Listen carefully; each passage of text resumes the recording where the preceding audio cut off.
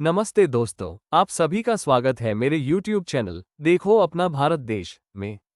आज हम बात करेंगे उत्तर प्रदेश के प्रयागराज में घूमने की 10 सबसे अच्छी जगह के बारे में।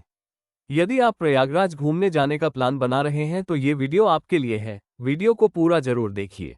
वीडियो अच्छी लगे तो वीडियो को लाइक, कमेंट और शेयर करें और मेरे YouTube चैनल को सब्सक्राइब जरूर करें। आइए बात करते हैं प्रयागराज में घूमने की जगह के बारे में। पहले नंबर पर है त्रिवेणी संगम। त्रिवेणी संगम भारत के सबसे पवित्र स्थानों में से एक माना जाता है। ये प्रयागराज में सिविल लाइन से 7 किलोमीटर की दूरी पर स्थित है। यहाँ पर गंगा, यमुना और सरस्वती तीनों नदियां आपस में आकर मिलती हैं। हर 12 साल में त्रिवेणी संगम पर कुंभ मेला का आयोजन किया जाता है। ऐसा माना जाता है कि त्रिवेणी संगम में स्नान करने से आपके सारे पाप धुल जाते हैं।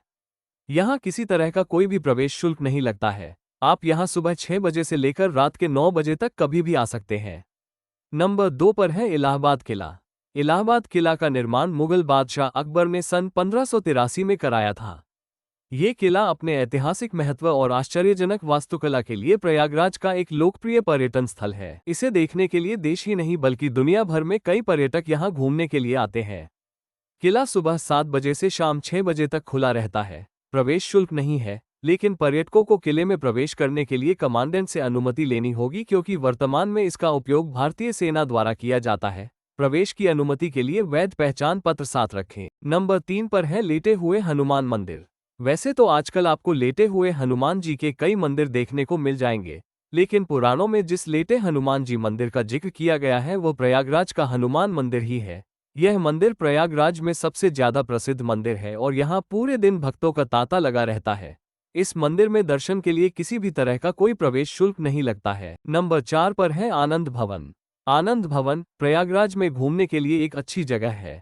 दरअसल पंडित जवाहरलाल नेहरू का पूरा परिवार मूल रूप से आनंद भवन में ही निवास करता था। इसे ही अब एक संग्रहालय का रूप दे दिया गया है। इस संग्रहालय में भारतीय स्वतंत्रता आंदोलन से जुड़ी हुई कई कलाकृतियां और वस्तुएं रखी गई हैं।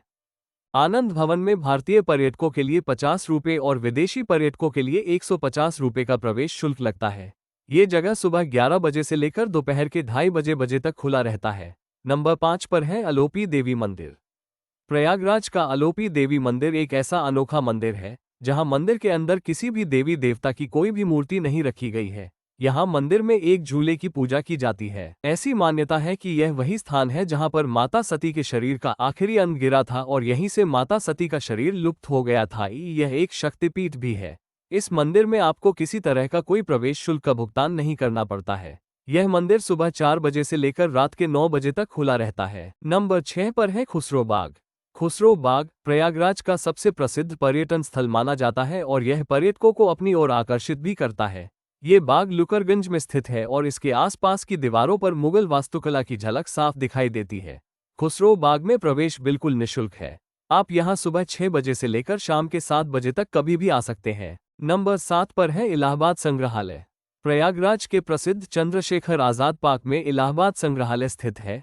ये संग्रहालय भारत के शीर्ष राष्ट्रीय संग्रहालयों में से एक माना जाता है। इस संग्रहालय के प्रमुख आकर्षणों में रॉक मूर्तियां, राजस्थानी लघु चित्र, Kaushambi terracotta, Bengal school of art, साहित्य और कला से जुड़ी हुई कई चीजें शामिल हैं। इलाहाबाद संग्रहालय सुबह 10 बजे से लेकर शाम के 5:30 बजे तक खुला रहता है।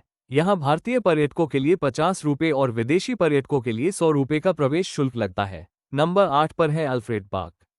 प्रयागराज में स्थित अल्फ्रेड पार्क को स्वतंत्रता सेनानी चंद्रशेखर आजाद बाग और कंपनी बाग के नाम से भी जाना जाता है।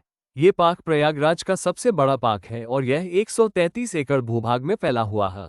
ये पार्क भारत की आज़ादी की याद दिलाता है और यहाँ चंद्रशेखर आजाद की एक बड़ी सी प्रतिमा भी स्थापित की गई है। इस पार्क में घूमने के लिए आपको कोई प्रवेश शुल्क नहीं देना पड़ता है। यह पार्क सुबह 6 बजे से लेकर रात के 10 बजे तक लोगों के लिए खुला रहता है। आप यहाँ किसी भी समय आ सकते हैं।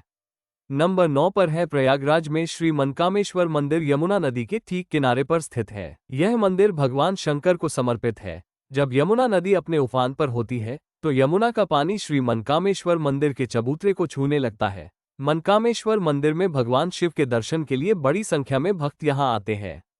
इस मंदिर में दर्शन करने के लिए कोई भी प्रवेश शुल्क नहीं लगता है। आप यहाँ निःशुल्क दर्शन कर सकते हैं। नंबर 10 पर है न्यू यमुना ब्रिज।